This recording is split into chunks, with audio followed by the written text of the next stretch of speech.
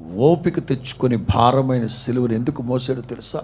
నీ జీవితంలో ఉన్న శాపాన్ని కొట్టివేయడానికి, నీ జీవితాన్ని ఆశీర్వాదకరంగా మార్చడానికి ఆ శపించబడిన మ్రాను ఆయన భుజం మీదకి ఎత్తుకున్నాడు. నిశ్చయముగా నా భుజం మీద దాన్ని శిక్ష ఎవరికి?